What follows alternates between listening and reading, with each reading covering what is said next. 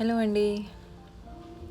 వర్షం పడుతున్నప్పుడు మనకు ఏవో ఆలోచనలు వస్తూ ఉంటాయి కదా. ఓ చక్కటి కాఫీ, చేతిలో పెన్ను పేపర్ ఉంటే నేనేం రాసుకుంటానో మీకోసం ఈసారి. శీర్షిక నా పాఠశాల ఎందుకు మూగపోయింది. పలక బలపం పాఠాలు నేర్పలేకపోతున్నాయి. ఐప్యాడ్లు, నోట్ ప్యాడ్లు, ఏఐ, చాట్ జీపీటీలు అంటున్నాయి. పుస్తకాల పఠనం మోటుగా మారిపోయింది. ఎక్స్ట్రా కరికులర్ యాక్టివిటీస్ ఎక్కువయ్యాయి. ప్రకృతి ఒడిలో నేర్పే చదువు చాటైపోయింది. వెంటిలేషనే లేని క్లాస్ రూమ్లు వచ్చాయి.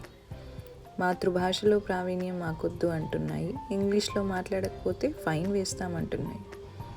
మాస్టారు చేతిలోని కర్ర ఏనాడో మూలన పడిపోయింది. మాస్టారు నా మనసును గెలిచారు అనే దాకా వచ్చాయి.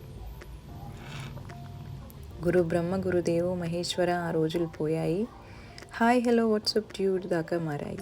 కాన్వెంట్ స్కూళ్ళు గత్యంతరం లేని వాడికి సొంతమయ్యాయి.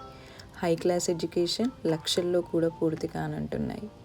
బడిలోని గంట గుబులు పుట్టించే సమయం ఆగిపోయింది. No chairs for teachers in the classroom అంటూ దిగజారిపోయింది. దోస్తులతో జోరుగా తిరిగే వేసవి సెలవులు అదృశ్యమైపోయాయి. ఆన్లైన్ గేమింగ్లు, వెబ్ సిరీస్లు ముందంజలో ఉన్నాయి. అమ్మ నాన్న అనే పలకరింపు చులకనైపోయింది.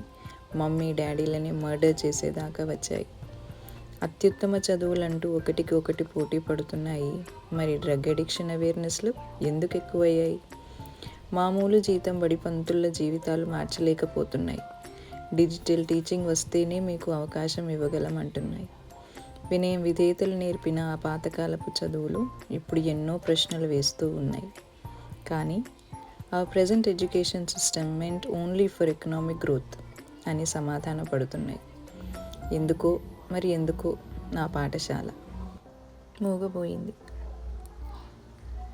మీకు నచ్చినట్టయితే లైక్, షేర్.